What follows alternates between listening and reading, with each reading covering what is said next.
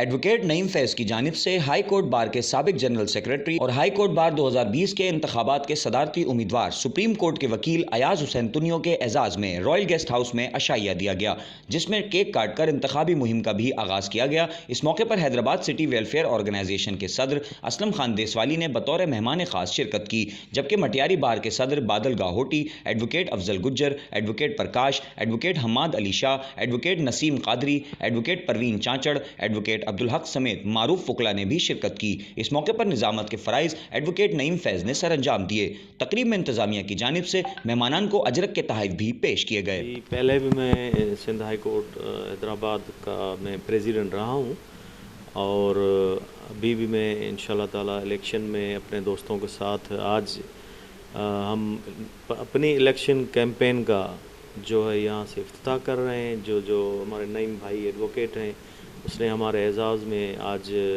دعوت رکھی ہے۔ وکلاء کے لیے تو بہت سے پروگرام ہیں ہمارے ذہن میں انشاءاللہ تعالی۔ پہلا پروگرام تو ہمارا یہ ہے کہ ہم نے 2013 میں جو ہاؤسنگ سوسائٹی کا افتتاح کیا تھا، جس میں 200 ایکڑ سپریم کورٹ سے بین کے لیے میں نے اپلیکیشن دے کے وہاں سے آرڈر لیا تھا، جس میں سوسائٹی کا جنرل سیکرٹری بھی ہوں، اور وہ آرڈر ہونے کے بعد 200 ایکڑ زمین الاٹ ہو گئی۔ تو ہماری ایک سمری پینڈنگ ہے، جو کہ ہم کہتے ہیں کہ لینڈ کی جو پیمنٹ ہے وہ بھی گورنمنٹ کرے۔ تو اس سلسلے میں الحمدللہ کافی پروگریس ہے، اس کو ہم آگے لے کے جائیں گے۔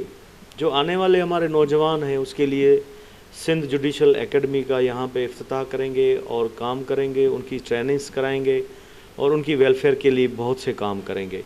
یہاں پہ ہمارے اور پروجیکٹ جو ہیں، ہم نے کہا تھا کہ ہماری جو بار ایسوسیشن ہے سندھ میں، جتنی بھی بار ایسوسیشن ہے، ان کے لیے گورنمنٹ فنڈز جو ہے ریزرو کرے، اسی لیے کہ بار کے پاس پیسے ہوتے نہیں ہیں، اور بار ایسوسیشن کے لیے فنڈز جو ہیں ہماری 13 ڈسٹرکٹس میں جتنے بھی فنڈز ہیں، میں ان کے لیے کوشش کروں گا، اور میڈیکل کے لیے میں کوشش کروں گا کہ وکلاء کے لیے اسپیشل پیکیج گورنمنٹ دے دے۔ اور اس کے علاوہ ہم نے ماضی میں سولر سسٹم دیے تھے، لائبریری کے لیے فنڈز دیے تھے، ہر بار ایسوسیشن میں ماضی میں بہت کام کیا ہے۔ آپ اگر Hyderabad high court bar association میں آئیں گے تو وہاں پہ ایک بہت بڑی بلڈنگ بنی ہوئی ہے، نظر آ رہی ہے، جہاں پہ نئی بار ایسوسیشن ہے، لائبریری ہے، انڈر گراؤنڈ پارکنگ ہے، آڈیٹوریم ہال ہے۔ وہ میرے دور میں ہوئی ہے، اور میری کاوشوں سے میں پہلا شخص تھا جس نے یہ اپلیکیشن دے کے سندھ ہائی کورٹ کو اور گورنمنٹ سے پیسے لے کے جو یہ ہماری وکلاء برادری کے لیے اتنی بڑی بلڈنگ بنوائی ہے، اور اس کو انشاءاللہ پائے تکمیل تک پہنچائیں گے۔ اور جہاں کے وہاں پہ آڈیٹوریم ہال ہے، اسی میں ہماری کوشش ہوگی کہ لائرز کے لیے ایک اکیڈمی ہونی چاہیے، جو روزانہ بنیاد پہ تربیت ہونی چاہیے۔ جو ہمارے نیا نسل آ رہا ہے، جن کی ٹریننگز کرانی ہے، ان کے لیے گورنمنٹ سے فنڈز لیں گے، ان کو انکریج کرنا ہے۔